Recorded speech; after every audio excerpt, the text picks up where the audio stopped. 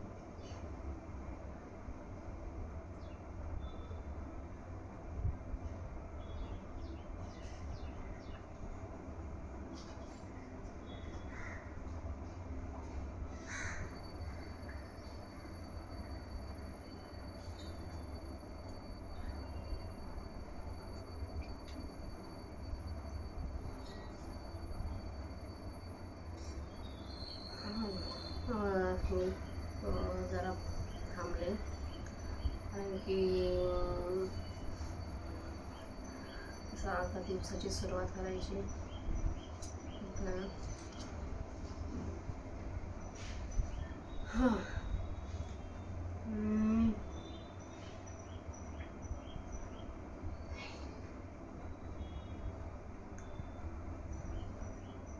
काल दिवसभरात मला खूप अनुभवायला मिळाले.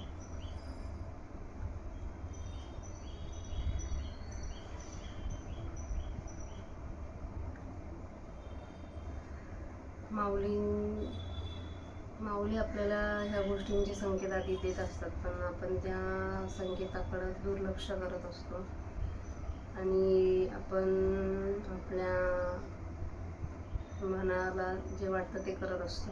पण माऊलींनी जे आपल्याला संकेत दिले आपण त्या संकेताकडे आधी दुर्लक्ष केल्यामुळे मग आपल्याला आपल्या जीवनात असे अनुभव भेटतात.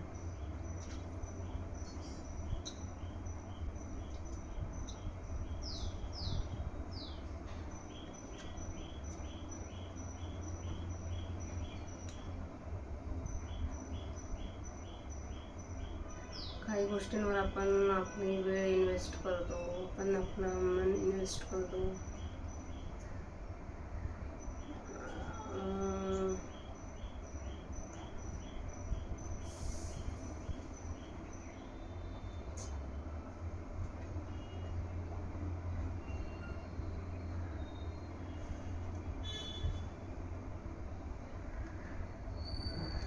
पण रोजचा दिवस हा नवीन असतो, तशी आपण या दिवसाची सुरुवात करूया नव्याने. आयुष्य खूप सुंदर आहे.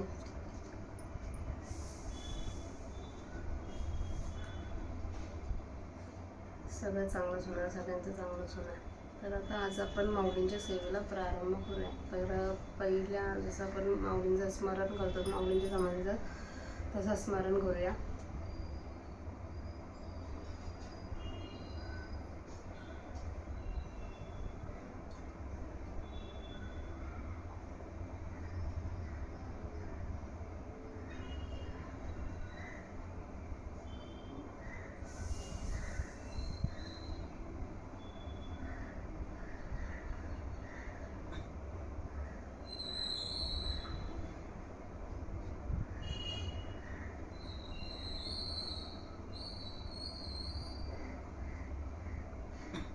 आता गणेश वंदना करूया.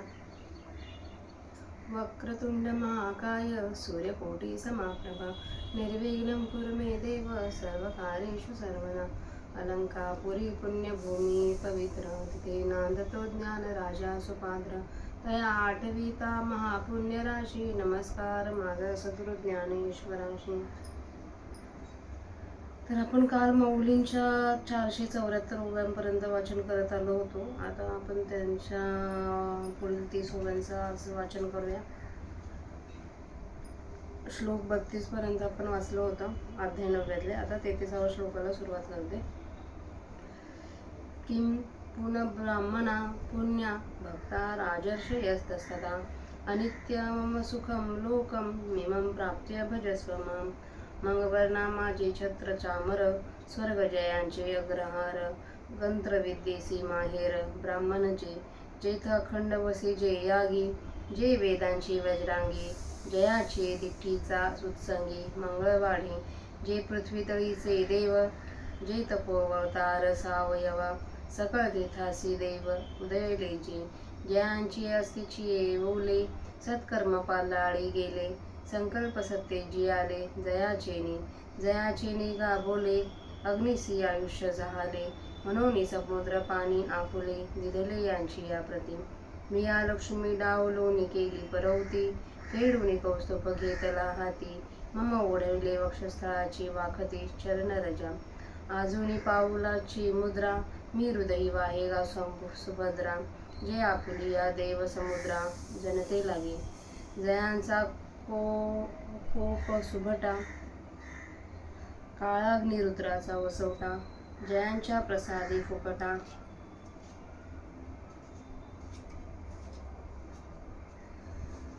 जोडती सिद्धी ऐसे पुष्पपूज्यचे ब्राह्मण आणि माझ्या ठाई अति निपुण आता माते पार्वती हे कवन समर्थेने पाहे पाचंदनाचे नि अंगानिळे शिवतीले निंव होते जे जवळे तीही निर्जवी देवांची निडळे बैसणी केली मग तो चंदनु तेथे न पवे ऐसी मनी की सेनी धरावे अथवा पातला हे समर्थावे तेव्हा काय साच जेथ निवविल ऐसिया आशा हरे चंद्रमा आधा ऐसा वाईजत असे शिरसा निरंतर तेथ निवविता आणि सगळा परिमळी चंद्राहून आगळा तो चंदनी केवी आवरविळा सर्वांगीण पैसे कारथोद्यकेचे कासे लागलिया समुद्र झाली अनायसे तिये गंगेसे काय अनारिसे मीठ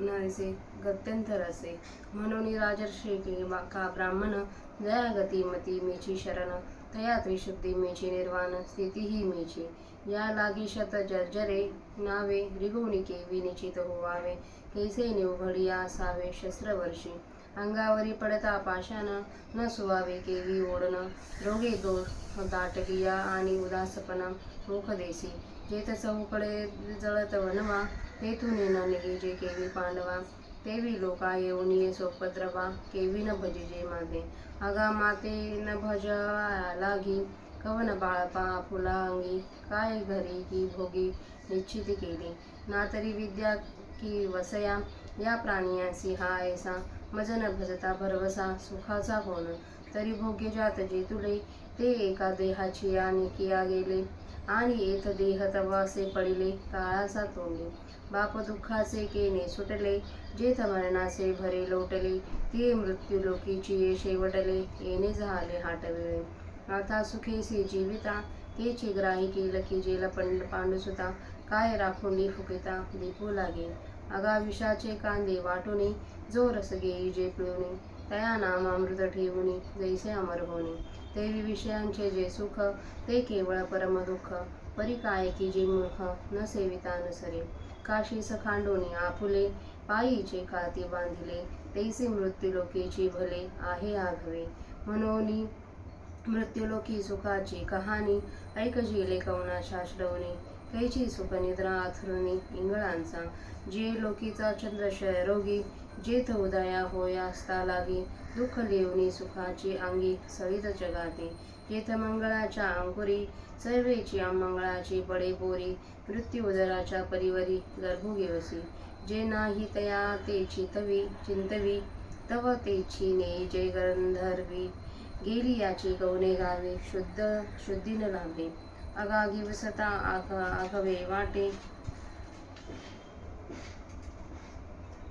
आघवे वाटी, परतले पाऊलची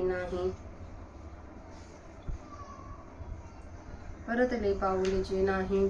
किरीटी असंख्य निमालियांची या गोटी, तिये पुराणे जेथीची आणि तेची निथोरी. करती या ब्रह्मयाचे आयुष्यवरी, कैसे नाही होणे अवधारी निपटुनिया. ऐसी लोकींची जी नांदणूक, जे तेथ जन्मले आधी जे लोक. त्यांचे अनिच्छितांचे कौतुक दिसत असे, पै दृष्टादृष्टीची ये जोडी. लागी भांडवल न सुटे कवडी, जेथ सर्वस्वे हानी तेथ कोडी वेचिते गा. जो भोवे विषय विलासे गुंफे, तो म्हणती वाये पडिला सापे. जो अभिलाष भारे दडपे, तया ते सज्ञान म्हणती. जयाचे आयुष्य धाकुटे होय, बळप्रज्ञा जिरोणी जाय. तयाचे नमस्कारिती पाय, वडील म्हणूनी. जव जव बाळ बाळिया वाढे, तव तव भोजे नासती फोडे. आयुष्य निमाले आंधुली एकडे, ते ग्लानीचे नाही. जन्मलिया दिवस दिवसे, हो लागे काळीची ऐसे. की वाढती करीती उल्हासे, उभवती गुडिया. अगा मरहा बोलू न साहती, आणि मेलिया तरी रडती. परी असते जात न गणती, गहिंसपणी. दळदूर सापे गिळी जतू आहे, उभा की तो मासिया वेटाळी जिभा. तैसे प्राणी एकवण्या लोभा, वाढविती तृष्णा. अहा कटा हे उखटे, मृत्यू लोकेचे उखराटे. येथे अर्जुन जरी अवसटे, जन्मलासी तू. तरी झडझडोनी वहिला निग, ये भक्तीची ये वाटे लाग. जे पावसी अवयंग निजधाम माझे. तर आपल्या आता 516 ओळांपर्यंत वाचन करत आलो. आता आपण त्यांचं मराठीत अर्थ बघूया.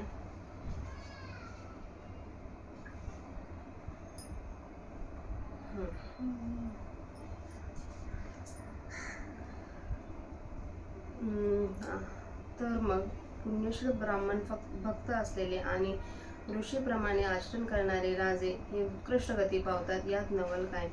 अनित्य व सुखहीन असा हा मर्त्य लोक प्राप्त झाला असता तू माझीच भक्ती कर. मग चारही वर्णांमध्ये छत्र चामराप्रमाणे सर्वांच्या वर असलेले, ज्यांना स्वर्ग हा निर्वाह करिता इनाम दिलेला आहे, व जे वेदातील मंत्ररूप विद्येचे माहेरघर आहे, असे जे ब्राह्मण. जेथे ज्या ब्राह्मणांच्या ठिकाणी नेहमी यज्ञांचे राहणे असते, जे वेदांचे अभेद्य चिखलत आहेत, ज्यांची दृष्टीरूप मांडीवर कल्याणाची वाढ होत आहे, जे या पृथ्वीवरील देव आहेत, जे मूर्तिमंत तपाचे अवतार आहेत, जे सर्व तीर्थांना उदयास आलेले देवच आहेत, ज्यांच्या इच्छारूप ओलीने चांगले कर्म हाच कोणी वेल तो विस्तार पावला आहे, ज्यांच्या संकल्पाने सत्य जिवंत राहिले आहे, ज्यांच्या आशीर्वादाने अग्नीचे आयुष्य वाढले, म्हणून समुद्राने आपले पाणी यांच्या प्रीतीकरता दिले. मी लक्ष्मीला सारून पलीकडे केले, गळ्यातील कौस्तुभ काढून हातात घेतला, व मग ज्यांच्या पायधुळी करता छातीचा खळगा पुढे केला. अर्जुना, अजूनपर्यंत त्या पावलाची खूण मी हृदयाच्या ठिकाणी वागवीत आहे. ती मी का वागवतो म्हणून म्हणशील तर, आपल्या षडगुणैश्वर्य भाग्य रूप समुद्राचे रक्षण होण्याकरिता. अर्जुना, ज्यांचा राग हा काळाग्नी नावाच्या प्रलय काळाच्या रुद्र देवतेचे वस्तुस्थान आहे,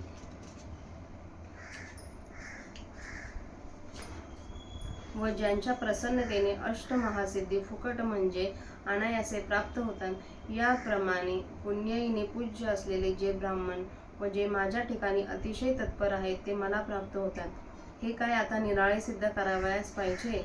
पहा, चंदनाच्या झाडावरून आलेल्या वाऱ्याने स्पर्श केलेली लिंबाची झाडे जी चंदनाच्या जवळ होती, ती निर्जीव अचेतन असूनही त्यांनी देखील देवांच्या मस्तकावर राहण्यास जागा मिळवली. मग खास चंदन ती जागा मिळवणार नाही असे मनात तरी कसे आणता येईल.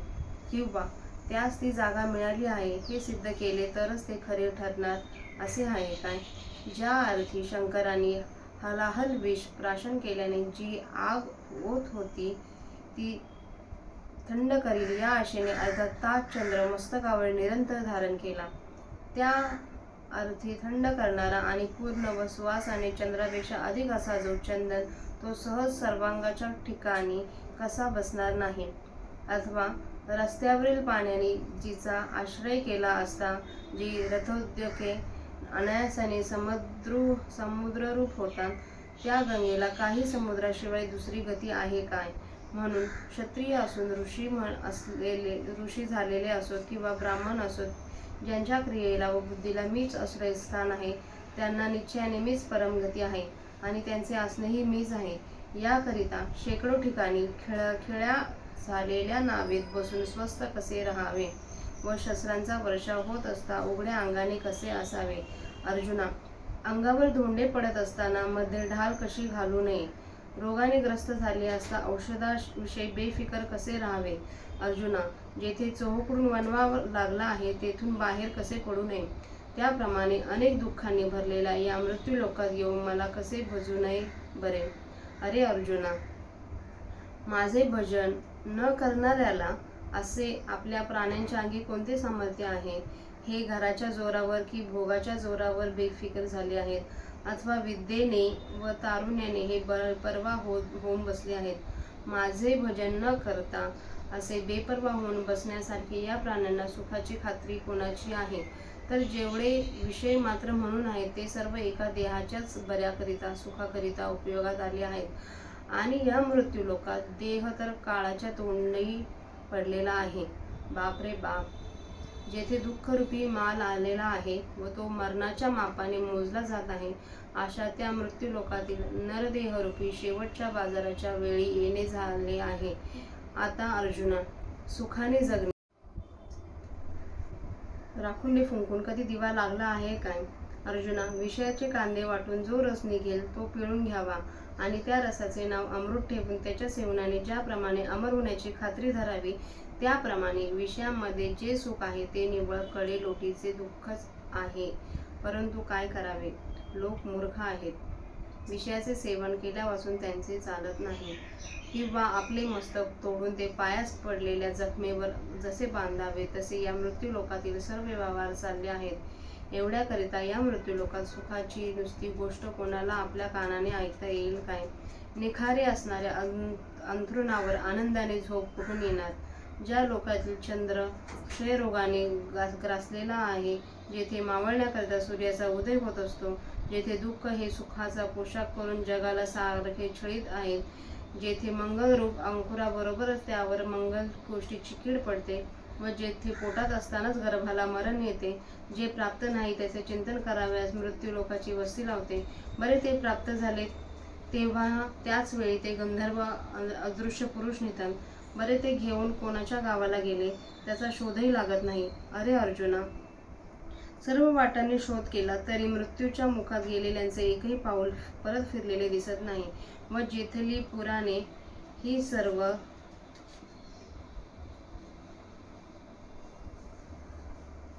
मेलेल्यांच्याच गोष्टींनी भरलेली आहेत. या मृत्यू लोकाची रचना करणाऱ्या ब्रह्मदेवाच्या आयुष्यापर्यंत जेथील क्षणभंगुरतेचा प्रभाव जाऊन भिडतो. अर्जुना, हे नाहीसे होणे सरसकट व्यापक आहे ते नीट ऐक. अशा तऱ्हेची ज्या लोकातील वागणूक, ज्या लोकात जन्म घेतला आहे त्या लोकांच्या बेफिकीरपणाचे मोठे नवल दिसते. अरे, ज्यापासून इह परलोकीचा लाभ होतो त्याकरिता हे लोक एक कवडी देखील भांडवल सोडित नाहीत व ज्या ठिकाणी सर्वस्वाची हानी होते तेथे कोट्यावधी रुपये खर्च करतात. जो अनेक विषयाविलासात निमग्न होतो तो सध्या सुखात आहे असे म्हणतात व जो लोभाने ग्रस्त झाले आहे त्यास या जगात ज्ञानी म्हणतात. ज्याचे आयुष्य थोडे उरले आहे व त्याचप्रमाणे ज्याची बल आणि बुद्धी ही नाहीशी झाली आहेत अशा म्हाताऱ्यास वडील म्हणून नमस्कार करतात. जसजसे मूल वयाने वाढत जाते, वयाने मोठे होते, तसतसे त्याचे आईबाप वगैरे आनंदाने आणि कौतुकाने असतात. पण वरून जरी ते मूल मोठे वाढताना दिसले तरी वास्तविक पाहिले तर आतून त्याचे आयुष्य सरून जात आहे, त्याची त्यांना खंतीच नाही. जन्मल्यापासून दिवसेंदिवस ते मूल अधिकाधिक काळाच्या तावडीत जाते. असे असून आईबाप आनंदाने त्याचा वाढदिवसाचा उत्सव करतात आणि आनंद प्रदर्शक गुढ्या उभारतात. अरे अर्जुना, कोणी कोणाला तू मर असे म्हटले तर ते त्यास सहन होत नाही आणि त्याच्या निवृत्तीचा उपाय न करता मेल्यावर रडत बसतात. पण असलेले आयुष्य व्यर्थ जात आहे हे त्यांना मूर्खांना समजत नाही. बेडूक सापाकडून उभा गिळला जात असताना देखील तो बेडूक उडत असलेल्या माशांना पकडण्याकरिता जीभ बाहेर काढून वेटाळीत असतो. तशाच तऱ्हेने प्राणी कोणत्या लोभाने तृष्णा वाढवितात कोण जाणे. अरे रे रे रे, हे वाईट आहे. मृत्यूलोकातील सर्वच न्याय उफराटा आहे. अर्जुना, तू जरी येथे अकस्मात जन्मला आहे तरी या मृत्यूलोकाच्या रहाटीतून झटकन मोकळा हो आणि या भक्तीच्या मार्गाला लाग की त्या भक्तीच्या योगाने माझे निर्दोष स्वरूप पावशील.